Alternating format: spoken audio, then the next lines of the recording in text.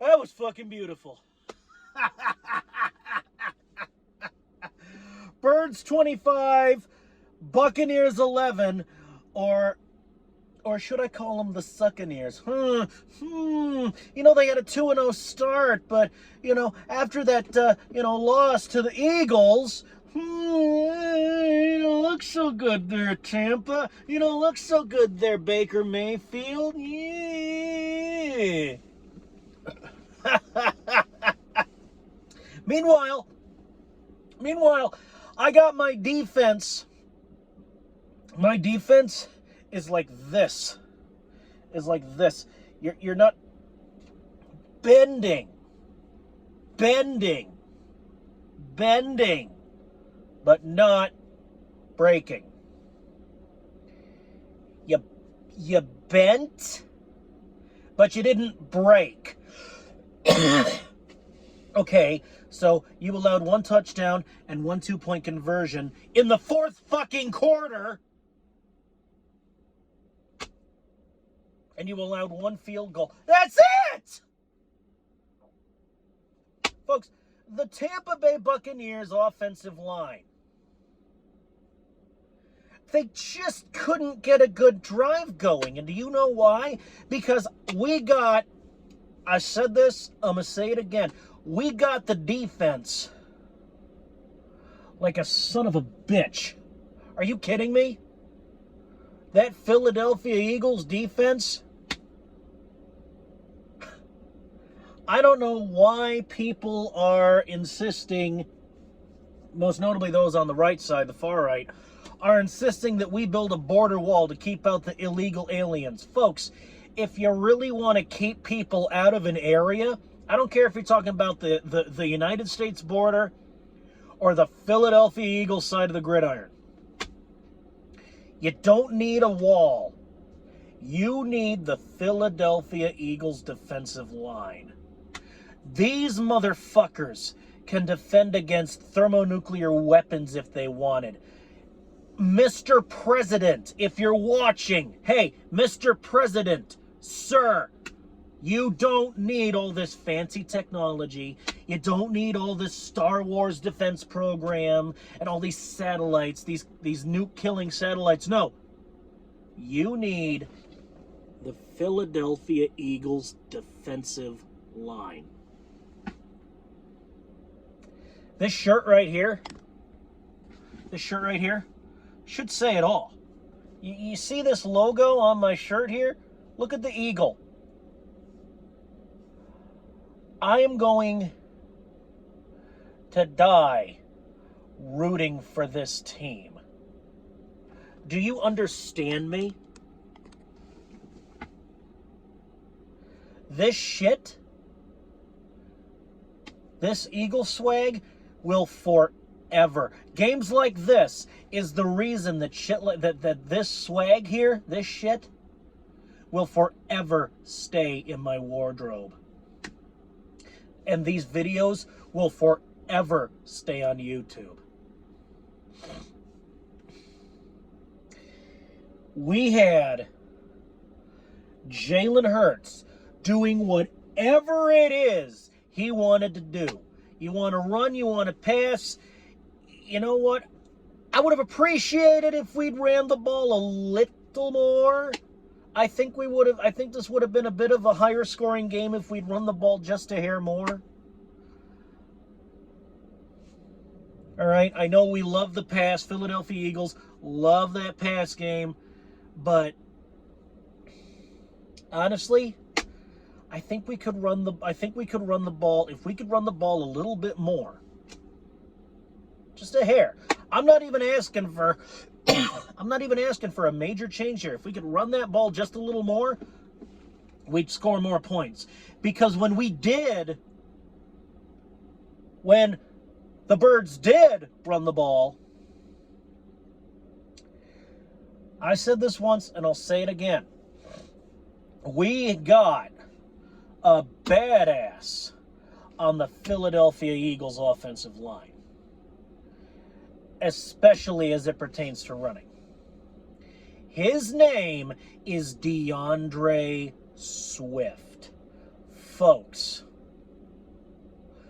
do you know what we did? We used DeAndre Swift. And do you know what happened? DeAndre Swift did whatever it is the fuck he wanted to do. We had him running all over that gridiron. Running like a constipated wiener dog. All right? And it was fucking beautiful. Guys like Swift, Brown, Hurts. Of course, you got to include Jalen Hurts. He's Jalen fucking Hurts, folks. The Philadelphia Eagles offensive line, we had the defensive line holding like a fucking indestructible fucking bulkhead against a team that's supposed to be good.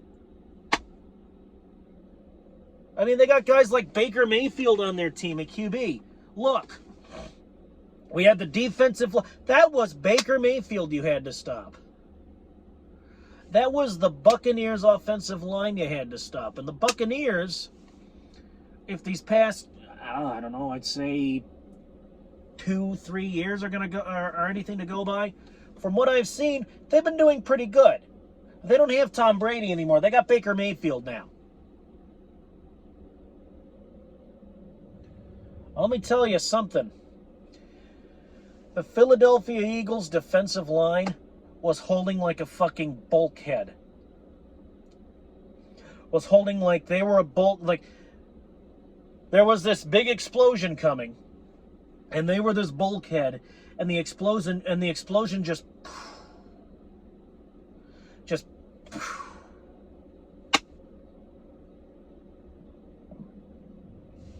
the Philadelphia Eagles defensive line was, I won't say the whole reason, but it was the majority of the reason that the Buccaneers couldn't get a good drive going.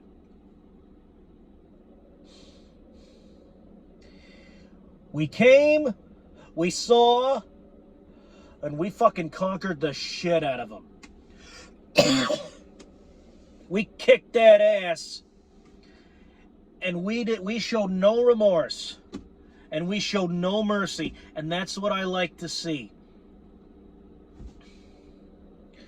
And the offensive line played like a bunch of pack of fucking wolves. Played like a goddamn pack of wolves against, again, a solid defense in the Tampa Bay Buccaneers.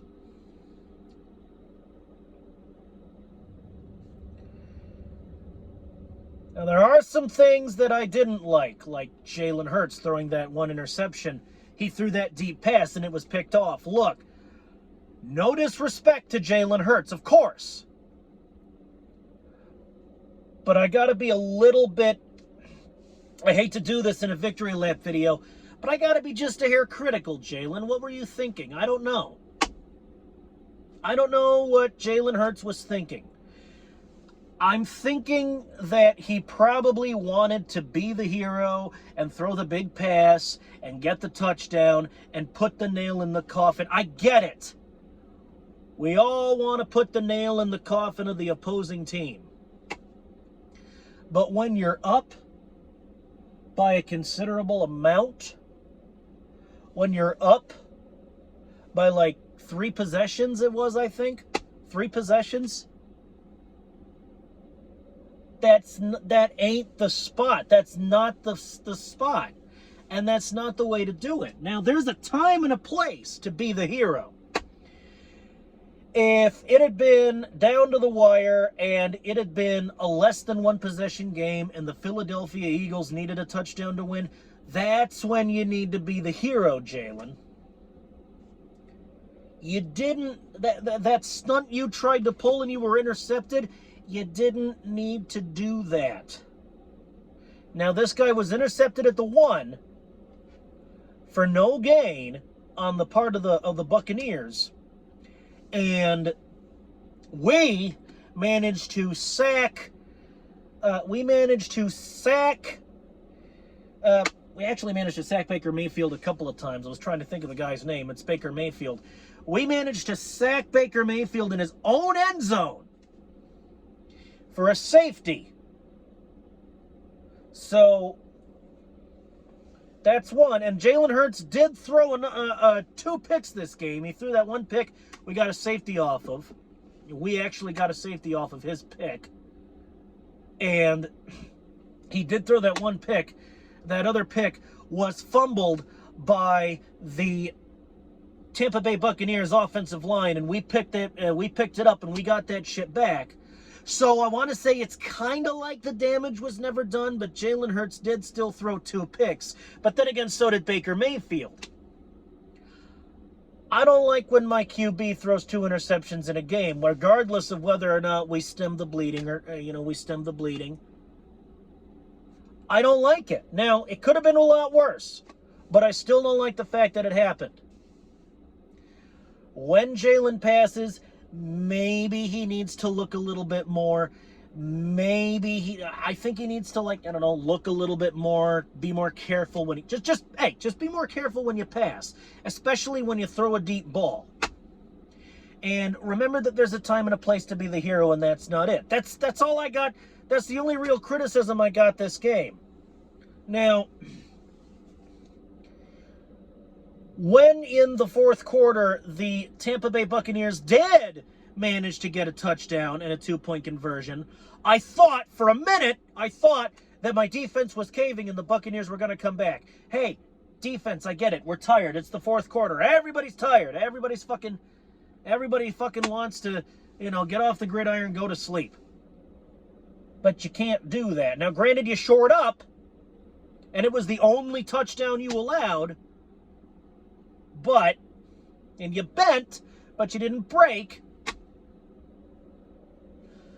But I think you got a little cocksure there. I think you got a little complacent. And, let's try not doing that, because Cop Pizzle. This is the 3rd video in a row I mentioned Cop Pizzle. I don't know. But, hey, this is a good philosophy by Cop Pizzle. What? I like Cop Pizzle. He's cool. His team's a steaming pile of shit, but Cop Pizzle as a man he's cool. I like him. And I like what he says about being a 60-minute man. Now, folks, for those of you who don't know, a 60-minute man is a fan or a player who is in for the whole game. He watches the whole game to the bitter end, and he plays, or if he's a player, he plays the whole game to the bitter end. 60 minutes of football, 60-minute man. That's Pizzle. That's me.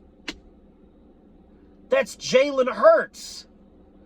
But for a split second, for a moment, that wasn't the Philadelphia Eagles defensive line.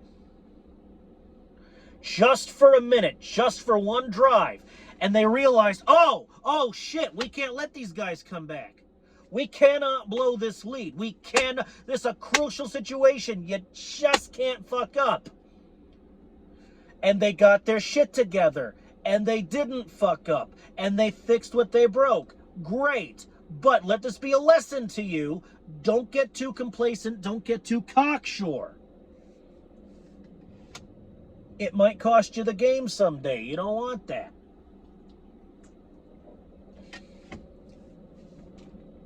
But hey, this was, like I expect every week, a Philadelphia Eagles victory. Folks, we're 3-0 on the season.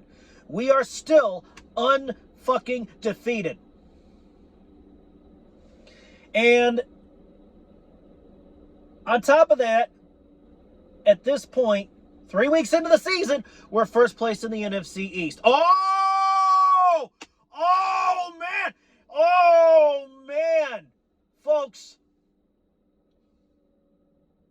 the Dallas Cowboys lost to the Arizona Cardinals. And as much as I hate the Cowboys and I love to see them lose, this isn't Cowboys, this is Eagles here that we're talking. Folks, we're first place in the goddamn NFC East. We're better. This means, folks, that we're better than the Giants. we're better than the Commanders, and we're even fucking better than the Cowboys! Ah! Ah! We're better than... We really are, folks. We really are, folks. Stronger than all! And don't you motherfuckers forget it. I got the bird flu like a son of a bitch right now. I am Eagles crazy right now.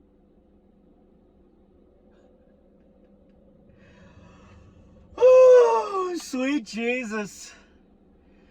This is shaping up to be a great season so far. In fact, at this point, it's actually a perfect season. Like, I know we're only 3 games in, but God, holy shit.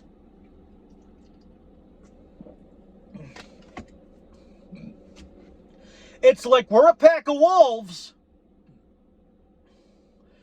and we're eating the opposing team's fucking family.